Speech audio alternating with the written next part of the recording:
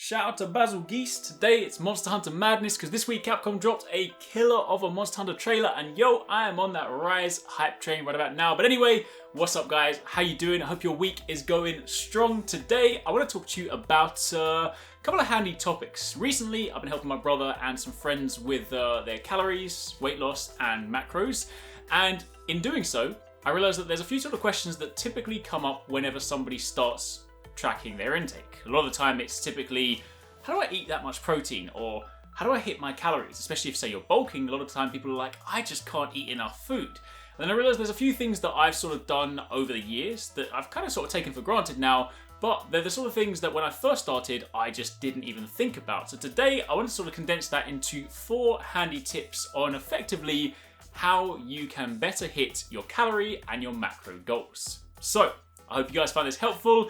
As always, if you do, let me know in the comments down below. And also, update me on your training. What have you guys been training this week? What have been the goals? What has been the achievements? I want to hear what you've been up to. But let's not waste any time and let's get it.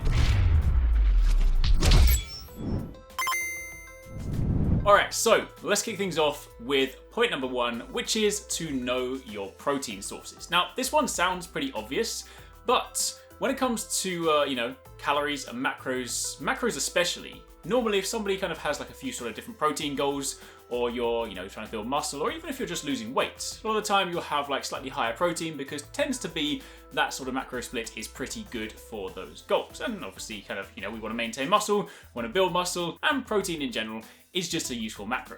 But a lot of the time if somebody's got, say, 100 grams or 160 grams, I ate 200 grams of protein, people just look at it and be like, How do I eat that much? Because when you think about the average person, they may have cereal for breakfast. They might have like a sandwich for lunch with, maybe a tiny bit of meat in. And for a lot of people, it's not until they get to their main like evening meal, they actually have a larger amount of food, a larger amount of protein. So when people like that suddenly start trying to track their macros and their calories and realize that they've got to get protein in a lot of the time, it can become quite daunting. And this is where knowing your protein sources comes in.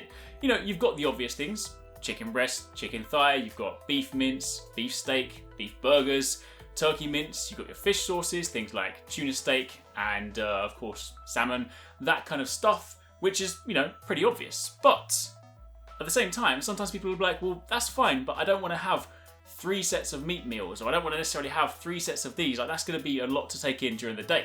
So it's then important to work out where else you can get your protein from.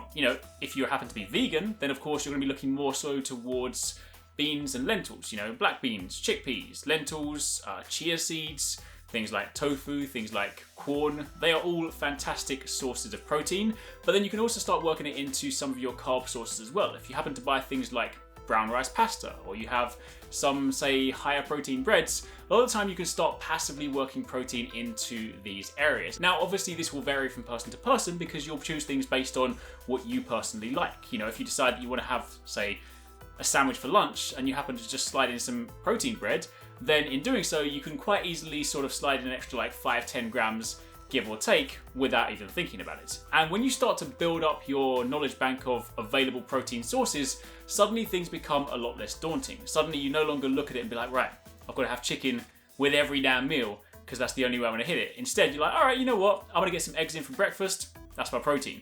I'm going to get some, beef in for lunch, get some chicken in for dinner.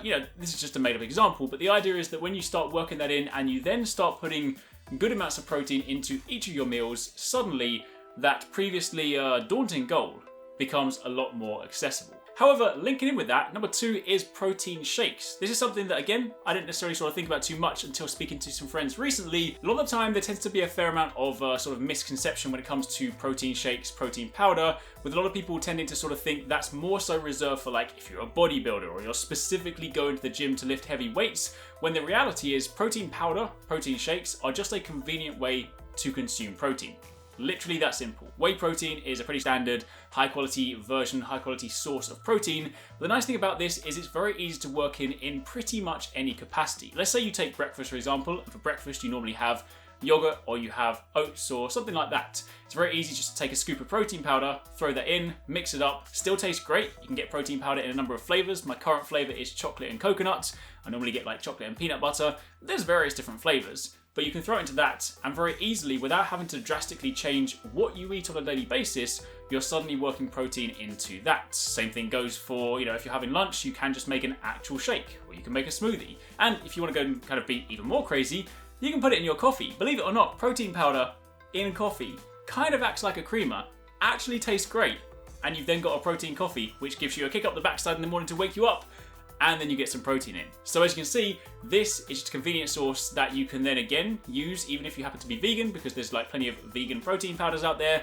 But this is one of those things that, if you start tracking calories, you start tracking macros, and you look at protein, you're like, I'm never gonna hit that number.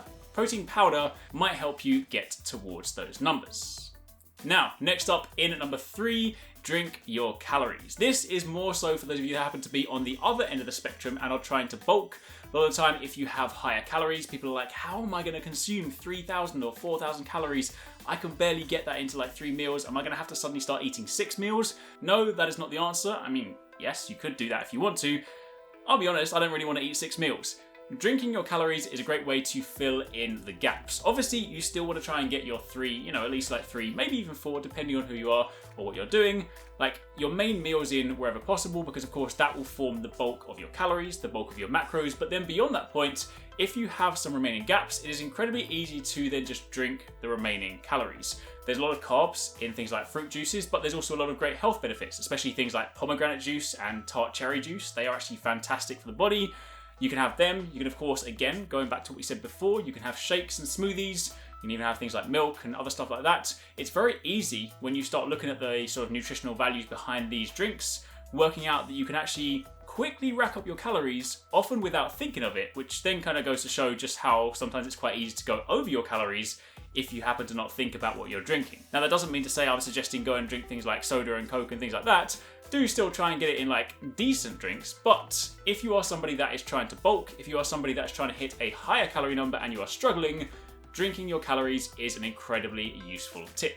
Then finally, in number 4, know your snacks. Similar to the kind of first point when it's about knowing your protein sources, everybody, right? We're all human, we're not robots. Everybody, whether you're cutting, whether you're bulking, whether you're just like somewhere in between, everybody's gonna get a craving from time to time, right? There'll always be that time when you're in the evening, you finish your work and you're just like, yo, I feel like I could eat a cake right now. I feel like I could eat anything. And obviously, especially if you're cutting, you are somewhat more limited. But when you start knowing what you can snack on and start working out intelligent snacks, it's a lot easier to kind of satiate those cravings. What I mean by that is, I've got a few things that I tend to rely on. Things like rich tea biscuits and digestives.